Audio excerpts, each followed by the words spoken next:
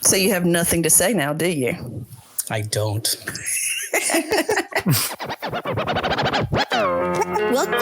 Welcome to the Wrong Indian Podcast. Native Americans of all trades, masters of none. What does that mean? Oh, we have a lot to say. We are not the experts. But we talk to the experts on a variety of issues. I'm Brittany Shulman. Raquel Quinones. Wrong Indian Podcast.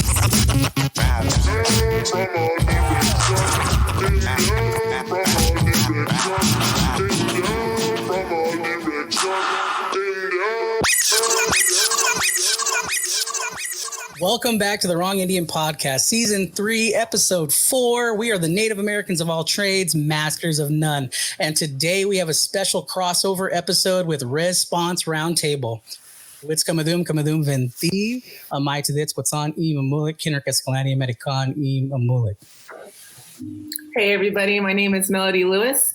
I am Mojave, Tewa, and Hopi, and I am the principal for Indigenous Community Collaborative. We're so happy to be here. Hello, everyone. My name is Turquoise Devereaux. I am Salish and Blackfeet from Montana, represent the Flathead Rez down here in Phoenix. And I am the lead consultant for Indigenous Community Collaborative. I started my own LLC called Indigenous Sky LLC. Yay! Nice. Awesome. So hit me up if you need some trainings on creating culturally safe spaces for Natives and education. So happy to be here today. Hello, everyone. My name is Lynette Lewis. I am Navajo Dineh. I am the Director of Basketball Operations and Program Development for the Navi Foundation. We are a nonprofit organization, and we are having our biggest event coming up July 11th to the 17th here in Phoenix, Arizona, where we host the largest all-Native American high school basketball tournament in the nation. Nice. Happy to be awesome. Hello, I'm John, aka Panic with John, and I'm part of the Wrong Indian podcast team. So it's nice to see you guys. I'm Paula Marie Herbert, also known as Honeybee Marie. I'm with Wrong Indian Podcast and currently independently owned and operated. So it's good to see you guys and welcome. Hi, my name is Brittany Shulman. I am Wakma Suan, also with the Wrong Indian Podcast, and we are just so excited to do this crossover episode and just expand a little bit more into each other's universes. So, welcome. This is so exciting, right? This crossover episode. For us, our YouTube series, all three of us collectively make up REZponse. And every time we do a episode, we always start with, kind of like an icebreaker question. So our first question, it's kind of a two-part question. So what is your favorite Rez slang, and use it in a sentence? Or what is your favorite Rez food or snack? Mine would be kind of like, I don't know how to use that in a sentence right now, but my favorite word slang is It is its own sentence. Yeah. Look at that. Oh, she's all beautiful. Or something like that, Me and my buddies use that a lot. And my favorite food or snacks is fry bread. Gotta have that. Doritos, fruit snacks, and hot Cheetos. Hot Cheetos, yes. So my favorite is Skodan and Sudis. They're just a little bit more attitude with that. And my dad says those two things so unironically that it's hilarious when we're going anywhere. And then saltine crackers with butter and jam, or saltine crackers with kamachi is my favorite red snack. Oh my God, I love it. First things first about the whole crossover thing. Like when we first heard about it, the first thing I said is, are we all going to wear spandex? Like, what's the deal? That was my whole thing. Like, it's a Superman crossover, like some type of comic book crossover, right? So I was like, do I get to wear like a headband or something? Yeah. You mean your regular attire, sir? I like to call it my Monday dress. You don't want to see me in spandex. Yeah, I was like, spandex, what? Or it could be a Ninja Turtle crossover. Who knows? For me, growing up, I grew up eating, the fresh beans on the pot, and boiled stew, and there was always tortillas on the table. And but as far as like a res snack, growing up, I just had my big old block of Kamad cheese. I just rip it off, and that's what I'd be eating. I was teasing everyone before we started. I was saying, Kamad cheese and prunes, right? That's the balanced diet. Mm-hmm. You got to eat that cheese, but then you need the prunes to finish it off. Yes. You guys are just making me want some Kamad cheese now. I know.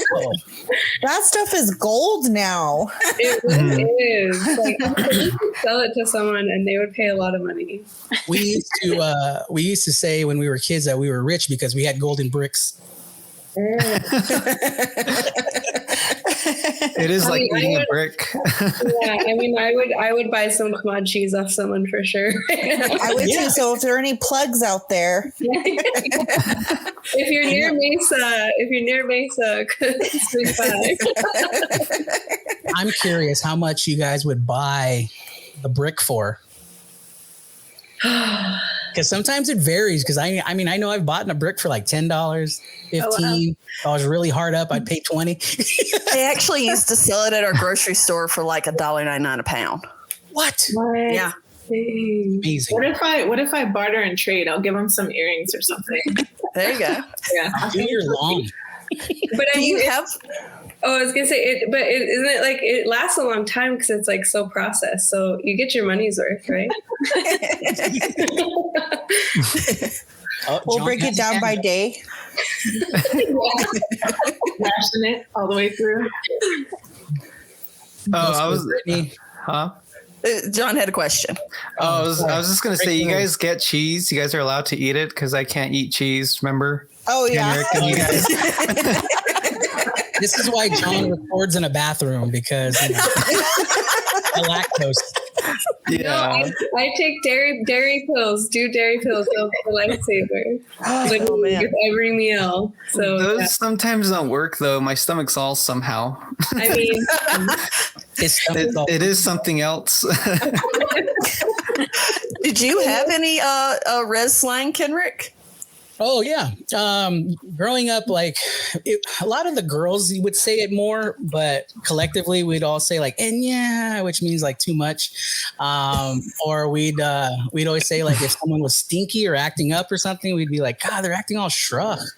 That was ours. That was our go-to all the time. All shruh? Yeah, all shruh. I never heard that. Either. It's a Colorado River thing.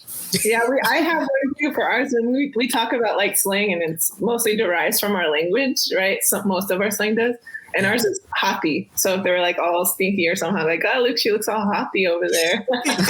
We say yada la or yada. My favorite. I don't have snacks.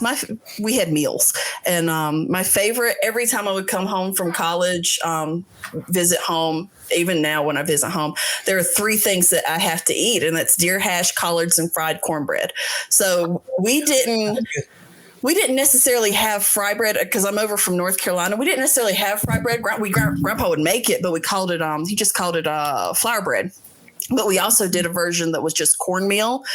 And you'd fry it up like you fry bread, except it's cornmeal. It's so good. And especially when you throw your collards and your deer hash on top of it. But a close second. And this was the thing that Kenrick and I bonded over because he didn't know, how indigenous I was. It's squirrel and grits. That is my all-time favorite breakfast. Yeah. In case you didn't hear that, squirrel. Yeah. Squirrel. Wait, does squirrel taste? What does squirrel taste like? Squirrel? No, so, I mean it's like rabbit, except not quite as gamey and definitely not as greasy. Okay, so like chicken. Is it like something to try? Oh gosh, yeah. See, in me growing up in Arizona, I had no concept of these squirrels, right? So I would always tease Brittany. I'd be like, what do you mean squirrel? She's like, yeah, you just throw a rock and you get them. I live over here in the East Coast. You get it now, right? They're everywhere. They're everywhere. Yeah, I wonder my brother was in the Army, and he came home. One of the times he came home is during the fall winter time, and and Grandpa took him squirrel hunting. So he shot 3 squirrels, and my grandpa, not to be undone, had to shoot 4. Jeez. So yeah, we ate good for a little while. But growing up, my grandpa would skin them, and him and my grandma would skin them, and they'd literally like be sitting in the refrigerator, just looking at you. Get out of here. It's so awesome. Wow. I think, Lynette, remember we were talking about what it would be like to make fry bread out of cornmeal and fry it? Mm-hmm. That sounds good. But that's good. What you do, right? Is that fried cornbread is. Yeah.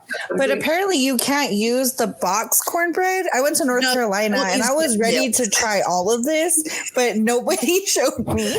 And you can't use the box cornbread mix for fried cornbread. It's a thing. No, you got to get your real cornmeal. Yeah. And then I think my favorite Indigenous slang has become something else because, as Native people, our trauma response is humor. So seeing that on CNN just actually brought into our Native humor mugs, which I'm going to plug real quickly. You can go to BrittanySchulman.com, use the code Wrong Indian, get 20% off. We have them in blue and red, and that helps support the podcast. So we're very thankful to be able to share that with folks. So we have like no worries about shameless plugs. No. Got to make a buck somehow. Got to eat, guys. Got to eat. We got to eat our res food. And they do come in red or blue. So we have the cup heavy and the cup light. Here's the blue one. I have. They also make good pin holders. Oh, yeah. Ooh. So there you go. Well, thank you guys. Those are always kind of like fun things to see what type of wrestling and res food that is out there across the nation.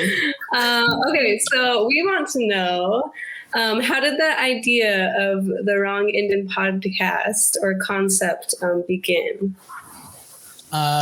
Really, it was back in 2018. I was back home in Arizona. I was teaching at the time, and I felt like there was a void. I don't know. Maybe it was just personally for me. I felt like I had a void. Like I needed to get my voice out there. I wanted to be able to have an opinion, on what's going on in Indian country. Plus, I wanted to be a part of the whole idea that Indian country needs representation as much as we can get. So I literally put the idea out there on social media that I want to launch a podcast. And, Brittany just like jumped on it right away. She was like the first person to message me, and she's like, I'm in.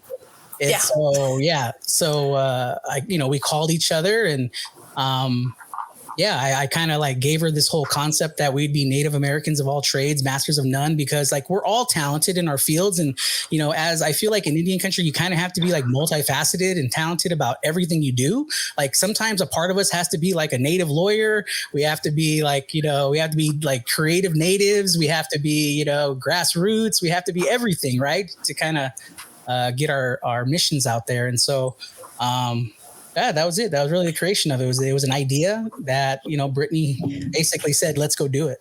And just to clarify, he already had his name picked out. He was like, Wrong Indian. That's the name. And I hated it.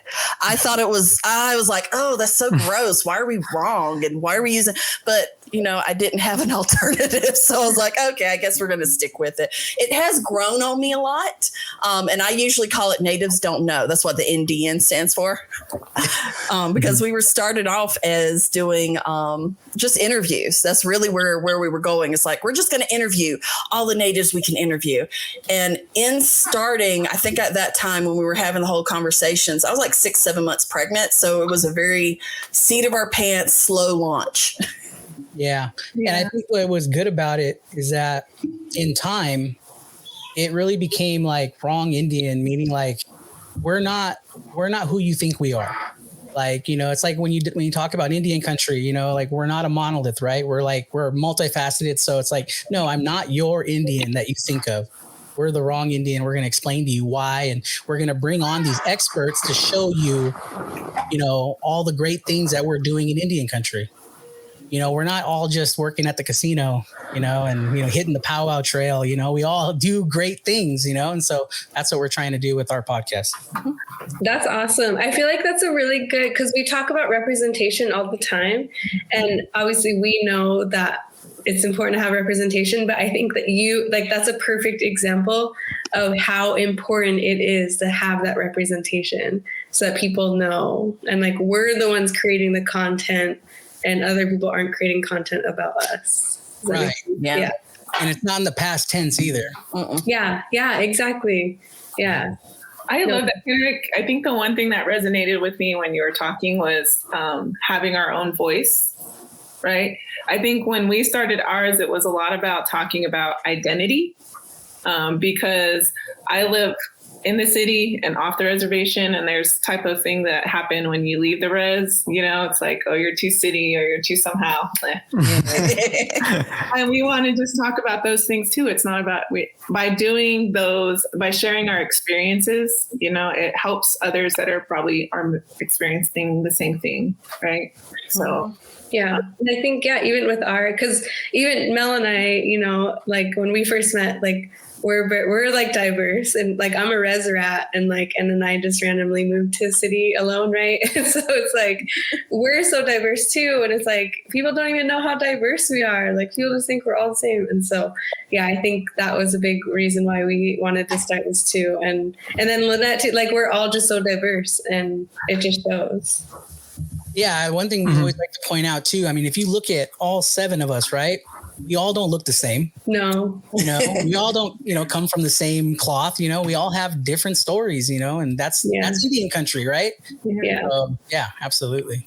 And one thing about us getting started, we were so like, let's do it. Like we didn't like sit down and think like, oh, we should write this down. We should plan it out. No, we literally called our people that we knew and we're like, we're going to start recording. Do you guys want to do this? And they're like, yeah, okay, it's cool. Let's do it.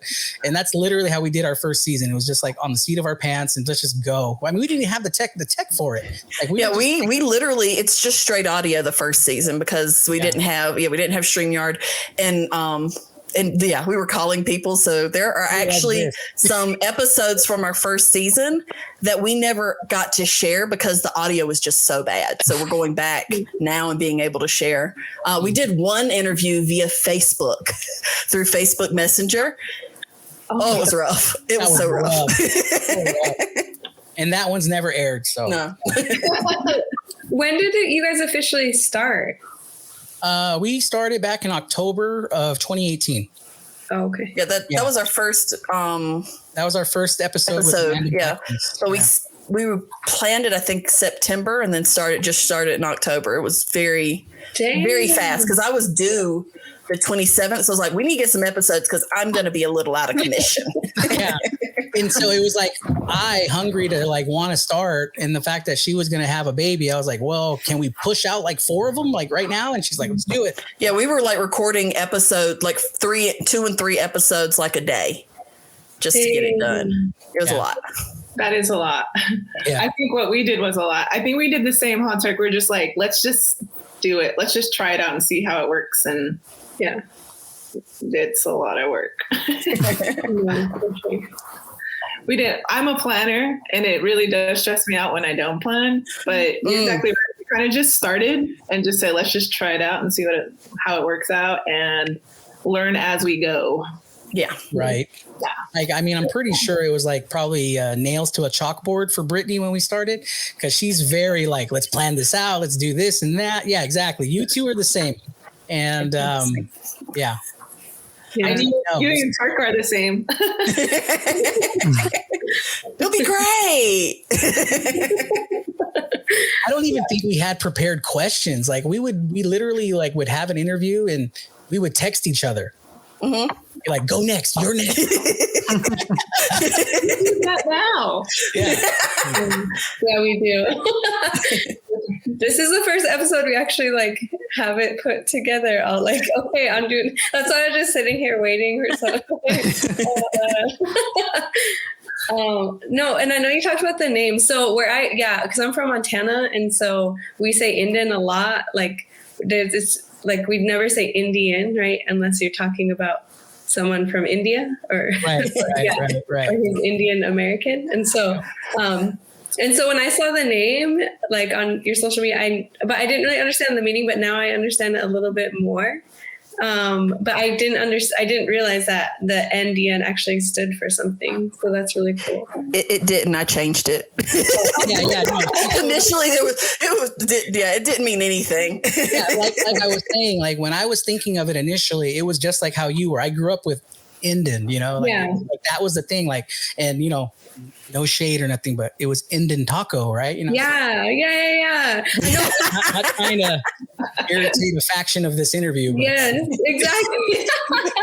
But when I present now, because I present for a living, and I say Indian all the time, and it's like, but it's slang, right? And people don't know what I say. And so I have to like preface sometimes and be like, oh, well, when I say Indian, I'm saying Indian, but I just say it that way because that's how we say it. And so people understand me. We had an interview in season 2 with Red Street Girl.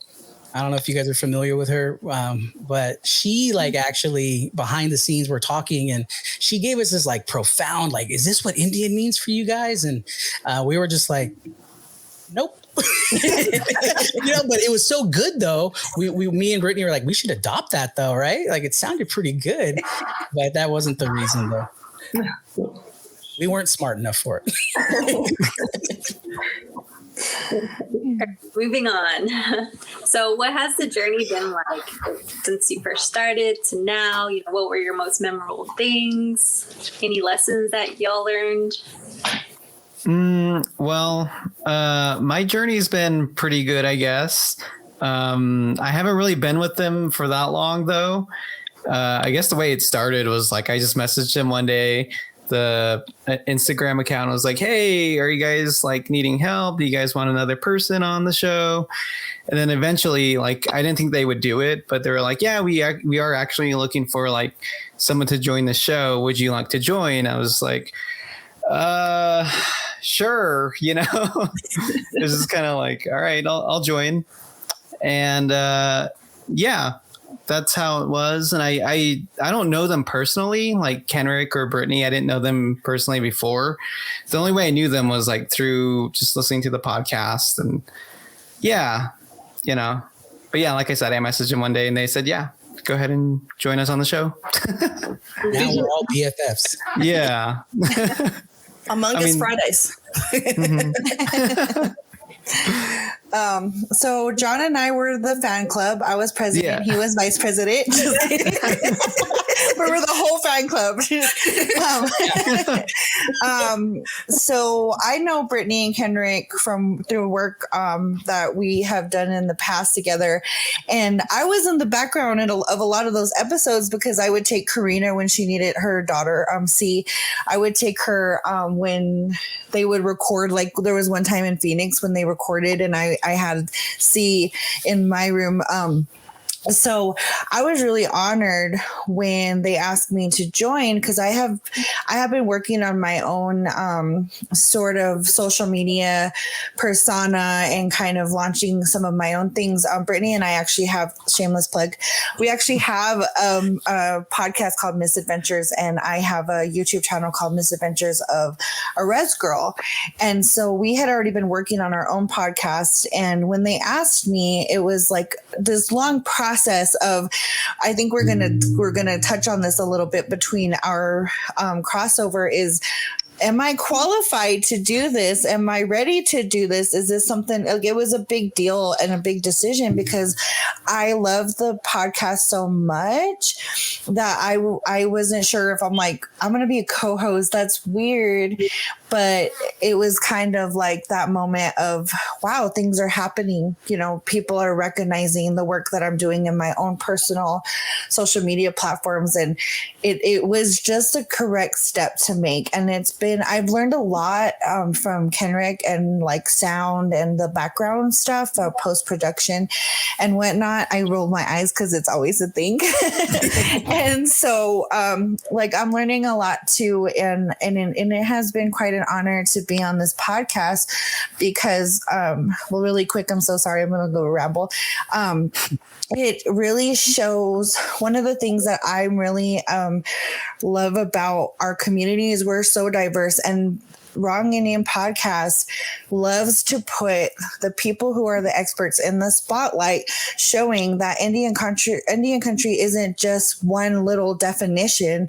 It's diverse, and we have all these beautiful Indigenous people doing different things around the world and around the country. So that was one of my, like, yes, I'm going to do this. It was more of the process of, am I good enough? So, but here I am. Hey, hi guys. Yeah, I think it was a natural progression. We did season 1 completely by the seat of our pants. We kind of took a step back and regrouped, and then COVID happened. So we weren't able to launch season 2 as quickly as we had planned or had wanted to. And actually, there was a moment between season 1 and season 2 that I did the exact same thing, Paula. I was going, is this what I want to do? Is this make sense? How does this tie in? Who am I? Having a whole, like, I think the COVID was like a whole personal crisis that just kind of flew into really thinking about our season 2. So for our season 2, it became, let's focus on this thing. So we did a lot of Native entrepreneurship and started creating kind of segments. And so we had like Natives do what, which was all different people doing different things. And we also focused on how to dress like an Indian, which was all different fashion people that we were able to interview.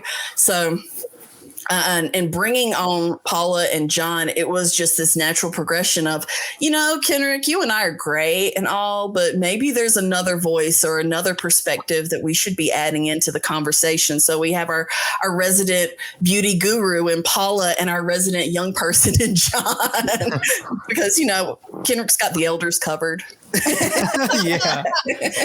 So and John got the age down. And then it became, then we became all sacred because it's all 4 now. Yeah. They get in 4. That's it. Yeah. I agree with Brittany. I think it has been like an evolution.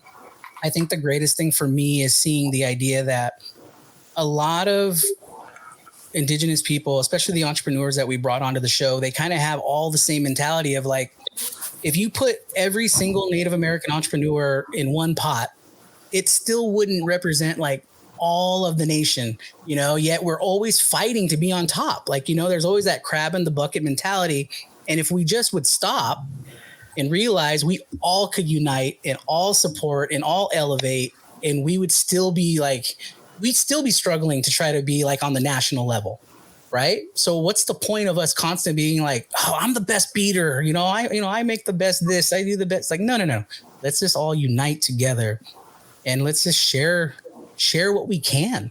And, that's what I really took away from season 2. Like I saw so many entrepreneurs that were just like, look, I'm in the beauty industry, but so is this person. Why do we have to be in competition with each other? We're too busy competing with, the outside non-native business. We need to be elevating ourselves. And so that's what I feel like this podcast really does for us. Like that's all we're really trying to do. We're trying to elevate all of Indian country, and especially like the smallest story too. That's why like I love when we get people on here who like just started and nobody knows them. I love that. I mean, yes, we can go after all the big, Indian country names, right? The ones with the blue check mark, but it's like, sometimes it's about the people at the bottom that, that need that elevating, not the people with the blue check mark. Yeah, I think that if there's any lessons learned, one is just if you're out there and you want to do something, just start dirty. As long as you're starting, then that's the most important thing. You'll figure it out along the way, even if it's not perfect and you have a perfectly well-rounded season or docket or whatever it is, or, the things that I like, all the little check boxes. And yeah, being able to interview so many different folks. There is a through line of identity where each one of them have had to address their identity in some way. There's a through line of I learned from other people. Like there was a mentorship that happened, whether it was natural or curated.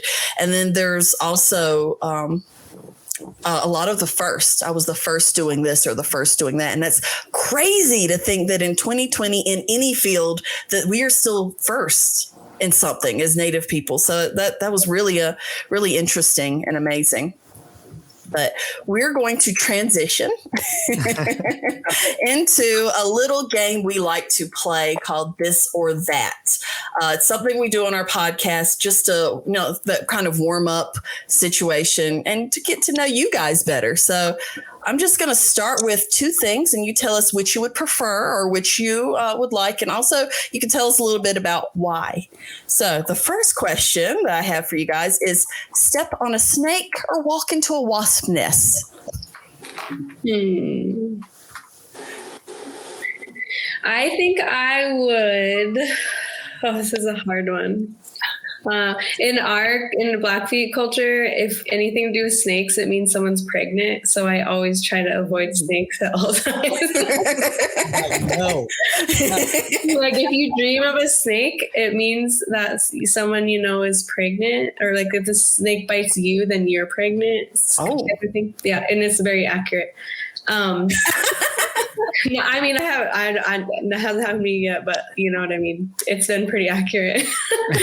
And so I feel like I would walk into a wasp nest. Yeah, I feel like I'm good at dodge. Like I could dodge them. Hopefully. Yeah, my dodging skills are pretty great. And I'm not that allergic, I don't think, so okay. Nice. Me, I would say walk into a wasp nest also, because I am like definitely terrified of snakes. I can't with snakes. And, even in our culture, it's a thing too. Navajos, snakes are just kind of like a bad omen. So I would walk into a wasp nest, and I'm not allergic to, so I think I can take it. And I think it's unanimous. So I would walk into a wasp nest too.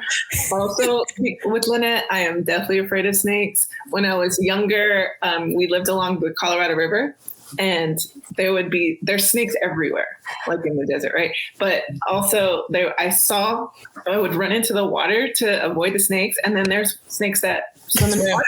So I'm like, I never could get away from these things. Like this deathly fear that a snake's gonna like crawl into my engine. I'm gonna get out of the car and it's gonna be there. I don't know. I'm freaking out right now. Next one. Well, it's so funny. One of the reasons I wanted to ask is because for us, when you see a snake, you are supposed to kill him, but you got to turn him belly up because it's food for the thunders. Mm-hmm. So that brings the rain when you do that. So it's very, very fascinating.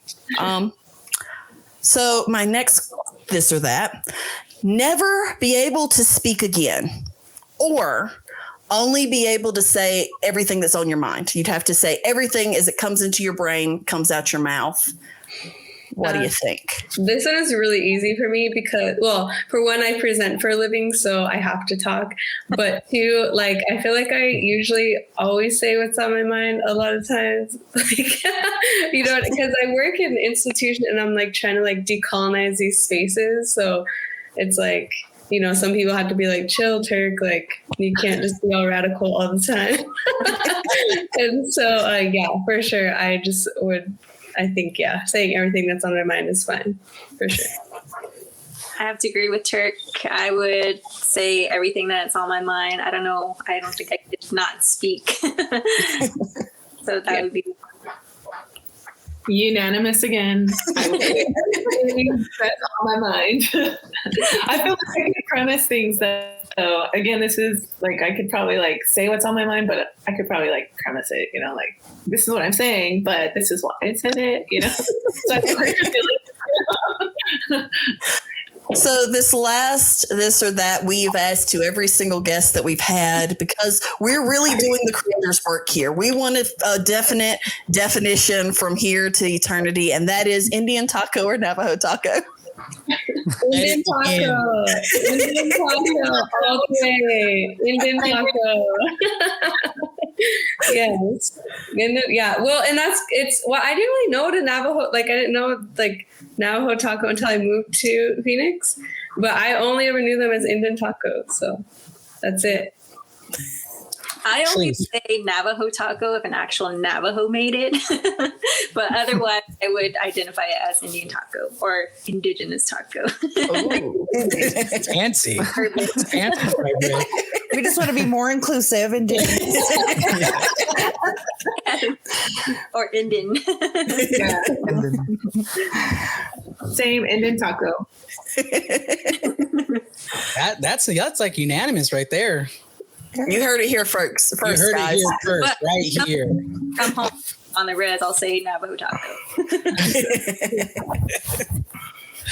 Oh my gosh. Okay, so we're gonna go right into our Q&A. So my question for all of you lovely ladies is like, when you guys started your roundtable, and I know that like Paula Marie mentioned this before, when you guys started your roundtable, did you guys get that feeling of imposter syndrome among yourselves? Like, did you ever get that moment where you thought, is this something we're even supposed to be doing? Like, are we good enough to do this? Do we have the voice to do this? Do we even have the audience? I mean, did any of this like come to you guys when you guys started?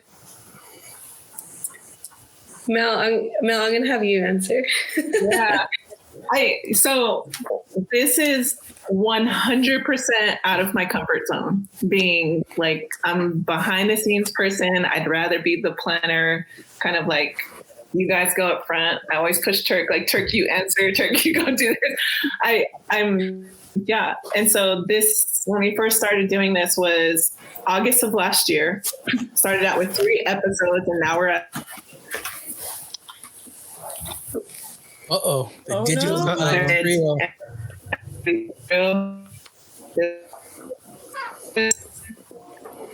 Oh no. Should we tell her? Yes,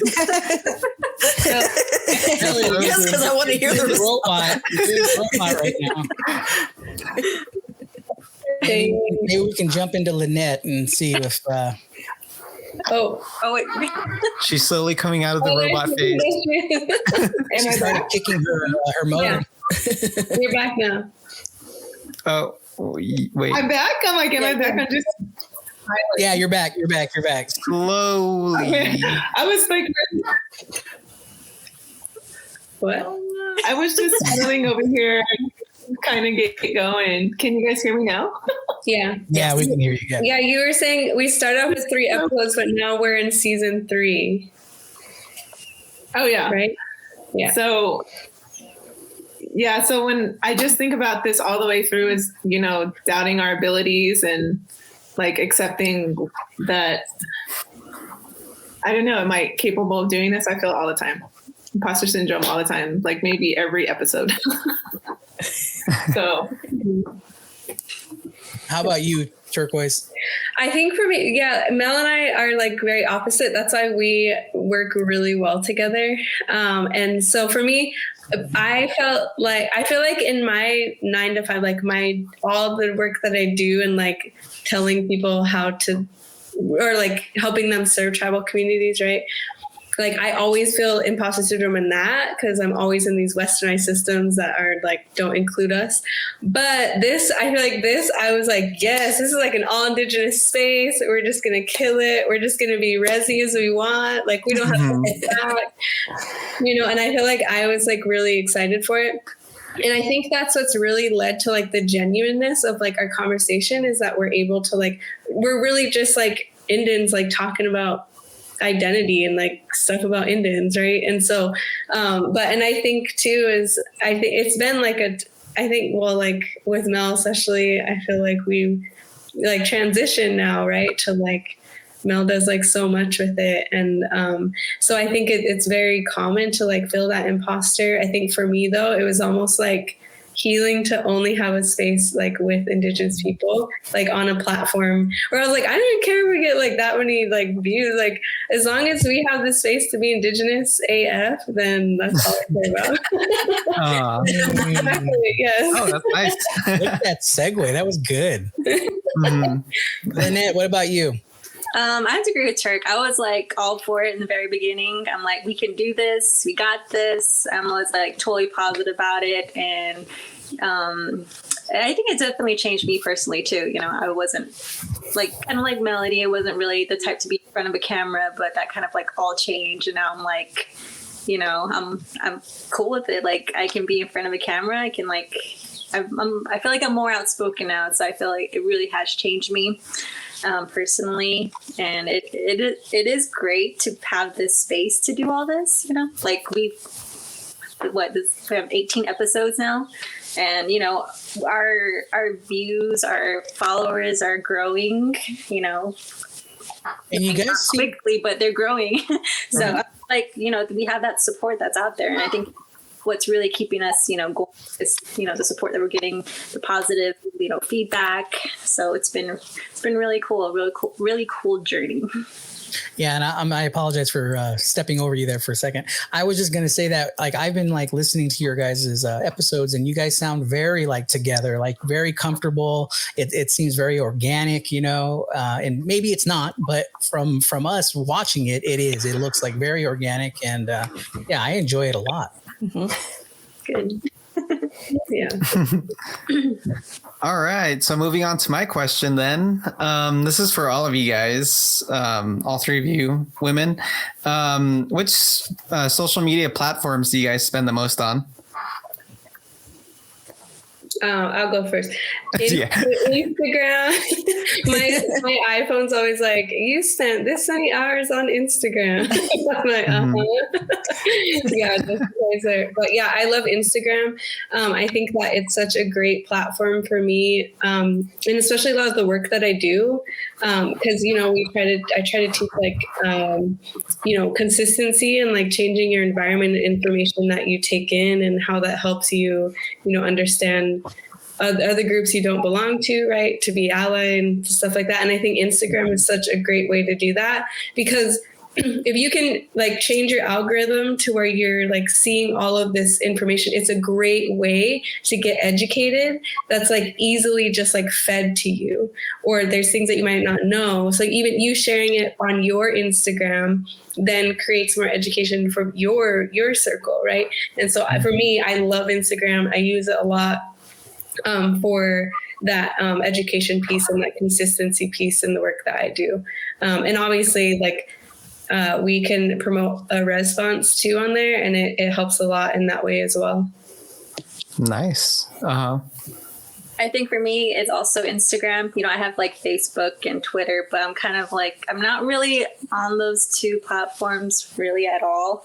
If I had the choice, I would, you know, get rid of Facebook. But, you know, with my work, we have our own organization on Facebook. So I kind of have to have the account. But I definitely turn to Instagram a lot. Again, you know, for my work with basketball, I kind of have to like kind of be in the loop with what's going on in the basketball circuit, especially in Indian country. So I really do follow a lot on that. So it definitely helps. And I do like the algorithms too. So, you know, I'm really into like, you know, fashion and, you know, all these indigenous businesses. So when I follow them, like more pop up, and I like seeing all that, just seeing everything indigenized. I just love everything about that. And I'm a visual. I love seeing like photographs and, you know, videos. So it's nice. I love Instagram. Now I'm kind of like nervous because I'm afraid that I'm gonna black out any minute here with my internet. We'll edit it and post. It's fine. But, who knows? I think for me, I'm stuck between Instagram and TikTok. I am like slowly spending a lot more time on TikTok because it's like, you know, it's borderline addictive at this time. But I am all about trying to consume, you know, knowledge and information. And so the TikTok is like really quick. And I'm just here. And then it tells me, hey, you've been on here a long time. You want to get off? But yeah, I like Instagram too. But those are Do you guys want to get your, like, whatever you guys cover on the show, like your news from those social platforms? You're just like, I don't think so. I was just wondering, because sometimes we do that too. Yeah, I think, I guess sometimes like if we see people on Instagram, we're like, oh, we should reach out to them and see if they want to be a guest but I think it's, because like the work that Mel and I did, with Indigenous CC is all around in identity preservation and revitalizing the Indigenous perspective. So I think for us, we just really try to push, like we're saying, how diverse and how complex like Indigenous identity is, and everybody's worthy of support in how they identify. And so we really just wanted to create a platform where we can like,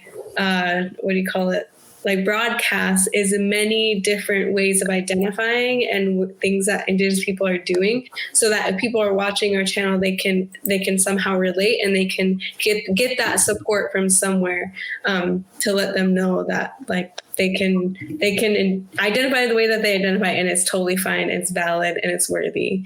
And so I think that's really kind of where we get that information from, is more about identity than anything.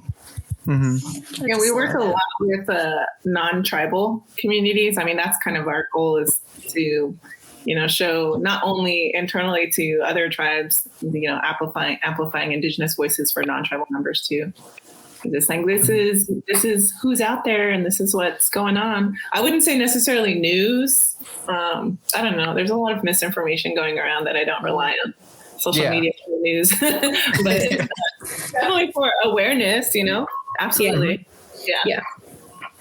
You actually segue pretty great into my question, which is, was Indigenous Community Collaborative always a part of your launch of the podcast, or was it something that came out of your podcast? So which one came first, or how did that kind of progress?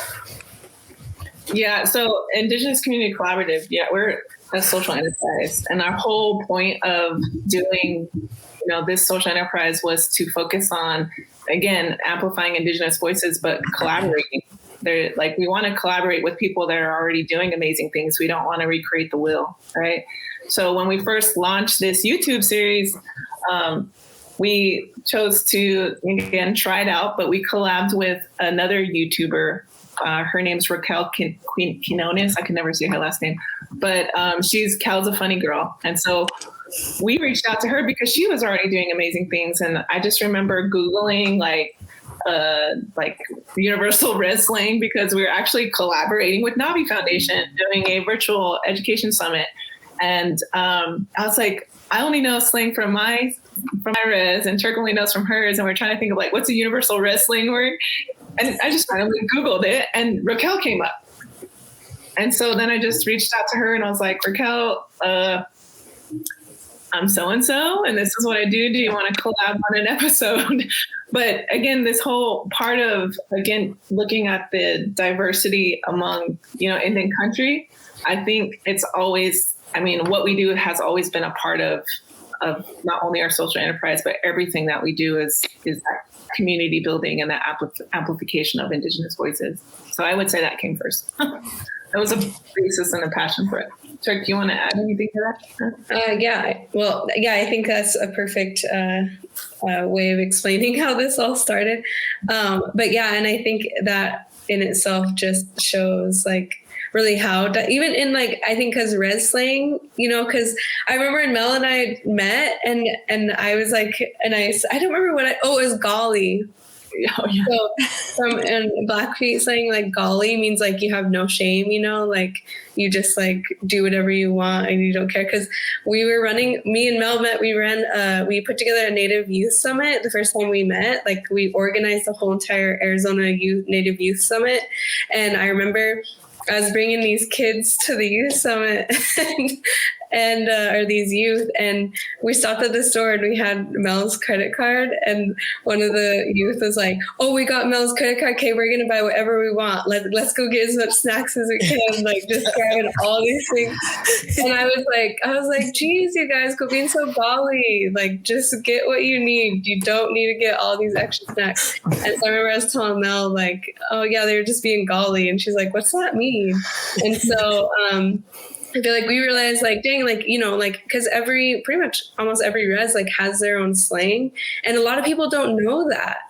And so it's like we had to code, and we you know, we know what code switching is. And so like we have to code switch so much like in our normal life. But even like between, I feel like, because I'm from 2 different reses, and sometimes I code switch between 2 different reses even, you know. And so for us, yeah, I think it was just that diversity piece again of being like, let's just have like our REZsponse, right, in terms of like code switching, but then also like that we're so diverse, and that's really like where it started. And that's how we collaborate, is to have that representation of the diversity of natives. So that's cool. That's crazy too, because like, you know, growing up, I didn't know like, cause now I'm seeing it now on social media, right? Like I didn't call Pepsi. I never said Skoden and all those different, like that wasn't our region. Like that's not what we did. And I think it was your guys's, one of your guys' episodes I saw, I think it was Lynette who mentioned like one of the words she uses is wah. Right? Yeah. You want to make correct on that? Yeah, because we use that all the time too on our res. Like, so like I was like, oh, okay, I identify with what she's saying. That's all we used to say all the time. Like if anyone did something like ridiculous, we'd be like, wow, look at that guy. You know what's so interesting is golly. My family says, I don't know if it's a Dene thing, but it's like, instead it's like a response to somebody insulting, like, golly, you're so mean. Yeah. Oh yeah. So that's how I know golly. Yeah. No, that makes sense. That makes a lot of sense. Because I mean, yeah, that makes sense to me. But it's crazy how like different things can mean different, or the same thing can mean different things. Yeah. But you know, yeah, can I just say one more thing too in response to your question? Like just this right now, all of this is like, it allows for us to connect, right? In spaces. That's the whole point of the YouTube too. It's like, what is it like being native in spaces and situations? And so we could share what it's like with our experience, just in case, again, somebody else is dealing with the same thing and can take advice from our situation or from our experience. But it's ultimately connecting us. Right. Mm-hmm. I'm sorry. I have one little thing. It's just I'm like going off the rails. I apologize. But one thing you mentioned, Melody, before off air, that you were going to go down to, my area for Quatsans, and you mentioned the Cocopas too. Mm-hmm. And growing up, I used to think it was so funny because the Cocopas, they have a way of saying like, whoa, you know, but they say like, what the, like that was like a thing for them. Like that's how they say it. And so when I first saw Whataburger for the first time, I was like, yay. Just own Whataburger, like I don't know. I mean, this whole conversation made me think of it, and I just like I had to put it in the space. So, are you hungry? Because I am. Yeah, Whataburger sounds delicious right now. Honey butter chicken biscuit would be great right now. But you know, if there's anything that y'all could share with young people about starting a podcast, creating content, being Indigenous and non-Indigenous spaces, what advice would you want to share with some of the young people? We like to ask that, you know, because we're elders. Go ahead, Mel. You go first. Yeah, I think for me, we actually just did a presentation for Phoenix Indian Center. We're talking about what it was like to be a creative. And some of the things we kind of brainstormed during that session was like, what are some of the challenges in doing this? Like, there's a lot of successes. Absolutely. There's a lot of like good things that come from doing something like this. But I would say my feedback for anyone that's trying to do this is you're always going to have this moment or this time as you're going through this journey, creating content where you're going to be like, how am I saying this? Am I saying this right? Should I say something like this? Or should we even talk about these things? And in the space of being a creative, it's almost necessary if you're putting it out to the world, your thoughts and, you know, your ideas, that you're going to get feedback and criticism from other people. It's just part of being a creative, you know? It's like, so I think for me, I would just say that just do it. Like there is somebody out there that's going to connect with your story and it needs to be shared, but just accept that the feedback and criticism is going to come along with that, but don't let it discourage you and don't let it create self-doubt for yourself, you know? And that's my feedback, is just start. Yeah. I think for me, I just want to say, just get out of your comfort zone.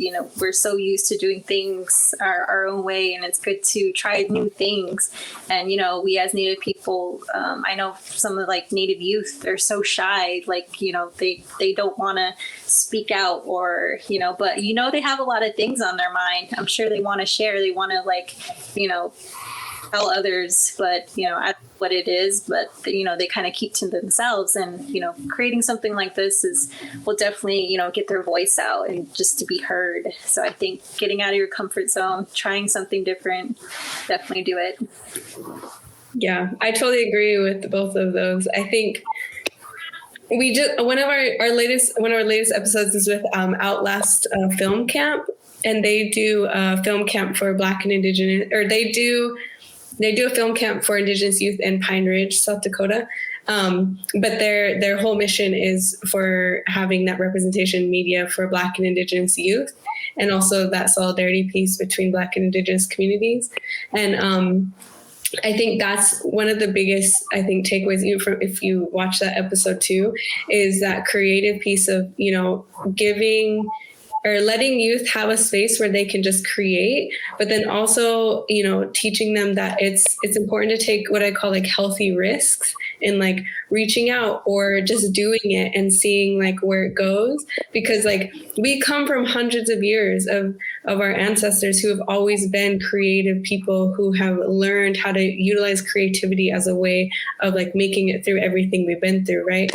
And so like it just continues with the youth. And I think them, not only like, I feel like us, because we know mentorship too is like such a huge part of how Indigenous people like thrive, because we're all about connectedness. And even that with the youth, right?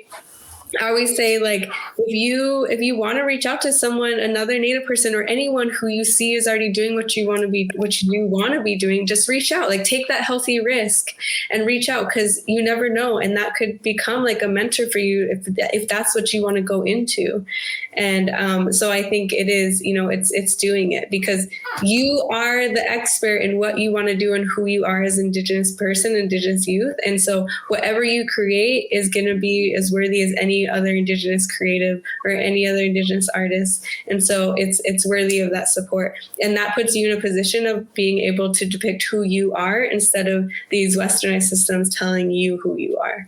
And so I think that's really it. It's just take those healthy risks and reach out. And I will say one more thing. Turk, I love it.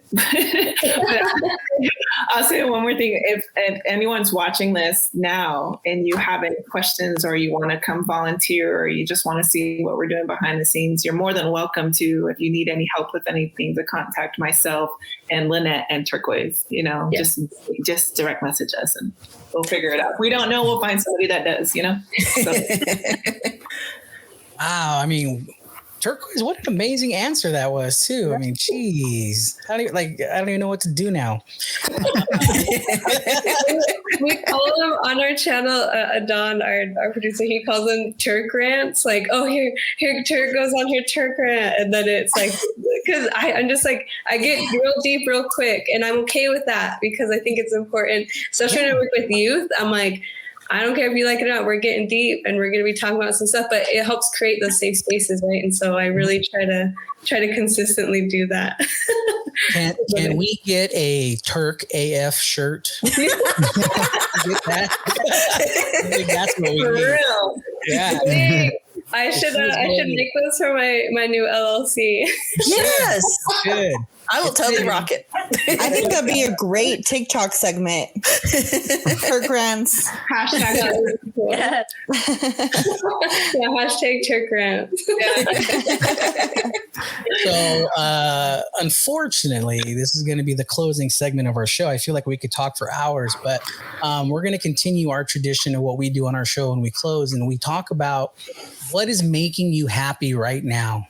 I feel in in the world of, especially because we just got over 2020 and 2021 is not as bright as we thought it would be. We always need to circle back and kind of figure out what is making us happy now. So with you guys, you lovely ladies, what's making you guys happy right now? I'll go ahead and start. I think for me, it's the creative collaboration. Just being in spaces with people like yourselves and collaborating always gives me fuel for the rest of the day and the rest of the week. For me, I would say right now it's my job. Running this big tournament last year, unfortunately, we had to cancel. But this year, we're moving forward with our tournament, and I'm just like so excited. Anytime I work on planning tournament, I just get so excited. And I think what I really look forward to is seeing the kids, seeing the coaches, just because we kind of like developed into like a big old family. So it's like being able to see my family again in a few months, and I'm just really excited. So that's what's making me really happy right now. Awesome. I think for me is this space, obviously, but I think getting the point to us having this space right now, I think just shows like how much the work that we do in like trying to, serving our communities and creating this space for other people to be in here, right? I think is what truly just like feeds my soul and who I am. And it's always just so rejuvenating to be in spaces like this. And for all of us to now go out into the world and do what we do, right? And be Indigenous AF out in the world, then I think I'm just really grateful. Turk AF. Yeah, okay, Turk AF, yeah. But yeah, I'm really grateful and happy for this space because I think it'll set my week off really, really well. So thank you. Mm-hmm. I feel like you guys all took my answer. I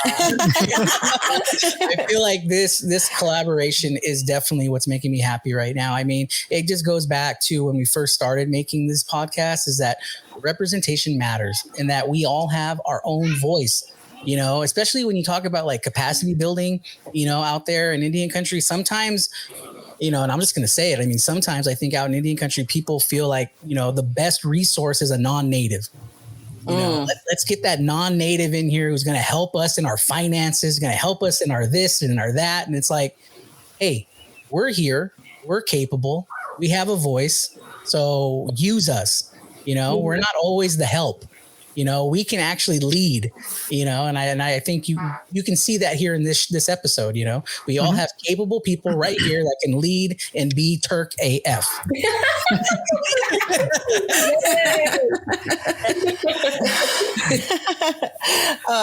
So what's making me happy is being an auntie. My niece, she's 16. She wrote a long passage in a card for me for my birthday, and it was how much I inspire her and how much nice. like I do for her. And I'm like, okay, first of all, pat myself on the back because I got a thumbs up from a 16-year-old. And you're cool now. Yeah, I know, right? And then my niece, we were driving one day and Bruno Mars' Count on Me came on, and she goes, Auntie, this song reminds me of you because I can always count on you to drop everything and help me. And so like being an auntie, I'm not only in the aspect of melding children and having that influence, but also being able to support my sisters when they need a break. You know what I mean? And providing that other mother kind of situation. And so because in my tribe it's Shemayeje, so it's small mom, and so it's like that is what's making me so happy right now. Not so much second grade math, but being an auntie, yeah. Mine's kind of in the same vein.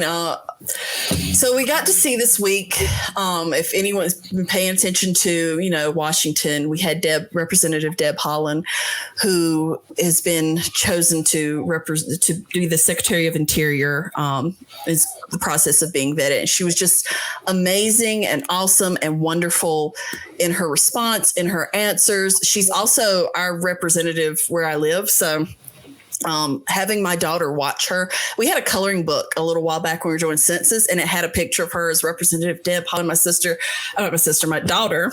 She picked up a brown crayon and she's like, I'm going to color her brown like me, Mom. I was like, yes, baby, you color her brown like you. That's so beautiful. And then this week, as we were watching Deb for the Bears. I actually had her call our senators. I was like, come on, baby, we're going to call our senators and tell them, and she's 4. So, I mean, it was like, so you say, my name is Karina, and I'm for Deb for Interior. And I'm for Deb for Interior. It's like, and yeah, so that, okay, I'm okay. So that was hold it together. Yeah, that was a really, I don't cry, I laugh. So that was a really poignant moment to be able to show my daughter another Indigenous woman and being able to support her and being able to see, you know, someone who's brown like her, who is for the Bears, who is for environmental issues, who's represented us well in District 1 in New Mexico. Being able to see that process and being able to see her learn how to support her aunties. So we call her Auntie Deb here. So that's thank you, Auntie Deb. So that's that made me really happy this week. That's sweet. The thing that's making me happy right now is my dog Mavie. She's half Dane and half Husky. It's kind of a weird mixture, but I don't know if you can see that, but she kind of looks like that. She's brown, just like us, and she has blue eyes, but minus the blue eyes. But yeah, I don't know. I just like spending a lot of time with her. You know, she's very wild. She goes, like, she makes weird noises. She goes and stuff.